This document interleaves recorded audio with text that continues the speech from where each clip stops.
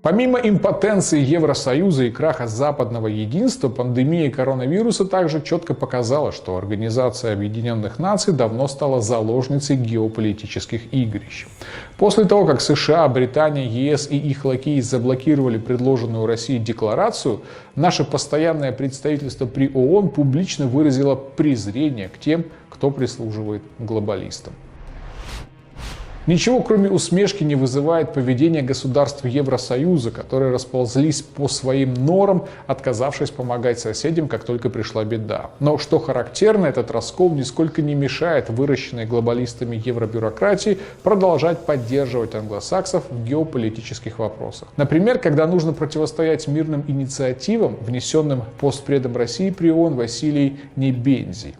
Вот официальный комментарий наших дипломатов по этому поводу, выпущенный после того, как Гана, Индонезия, Лихтенштейн, Норвегия, Сингапур и Швейцария сформулировали резолюцию по солидарности в борьбе против пандемии коронавируса, а Россия предложила расширить усилия. Приветствуем резолюцию Генассамблеи ООН по этому вопросу, инициированную 6 государствами. Она является важным сигналом для сплачивания усилий стран-членов ООН и международных структур в этом деле. Вместе с тем, авторы этой резолюции не приняли во внимание пожелания других государств по тексту, что оставило за бортом ряд абсолютно критичных вопросов, к срочному решению которых призывает генсекретарь ООН и другие высшие должностные лица ООН. В этой связи Россия параллельно внесла на рассмотрение Генассамблеи свой проект Декларации государств-членов ООН о солидарности в борьбе с коронавирусом. Давайте посмотрим, чем российские предложения отличались от тех, которые внесли 6 названных ранее стран. Основная цель состояла в том, чтобы государства переподтвердили свою приверженность сохраняющемуся актуальному принципу Устава ООН о сотрудничестве государств. В условиях распространения коронавируса он приобретает новое значение.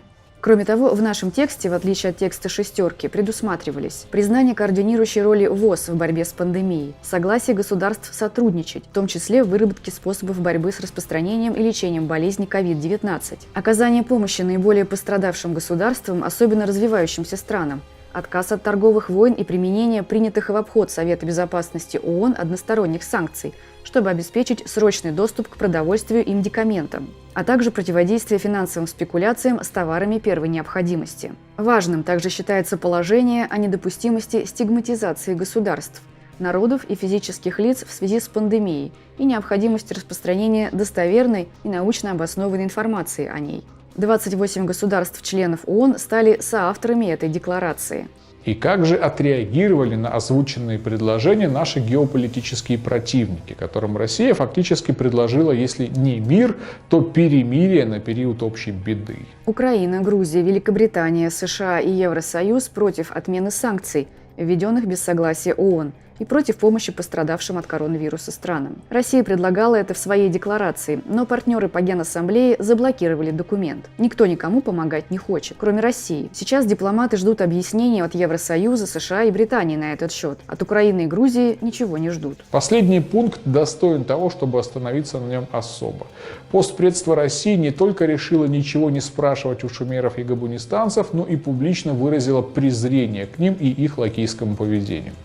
Дипломатично выразила, естественно, ведь вежливость – это наше все. Сожалеем, что небольшая группа государств-апологетов санкционной политики оказалась не готова откликнуться на призыв генсекретаря ООН и не смогла поступиться своими политизированными подходами и интересами. В итоге дать глобальный и солидарный ответ угрозе новой пандемии будет намного сложнее. Может пострадать огромное количество людей, прежде всего в развивающихся странах. Мы были бы очень заинтересованы в том, чтобы услышать и увидеть в письменной форме логику и аргументы блокирования нашего проекта декларации со стороны ЕС, США и Великобритании. При этом мы бы хотели и были бы рады избавить и освободить Украину и Грузию от этих усилий, поскольку их аргументы, как обычно, надменные и политизированные, ничего не дадут для понимания большинства государств-членов. В переводе с дипломатического на русский это означает: да, мы прекрасно понимаем, что вы тупые лакеи и просто делаете то, что велят ваши господа. Так что не напрягайтесь, нам все равно плевать на ваши высосанные из понятного места объяснения.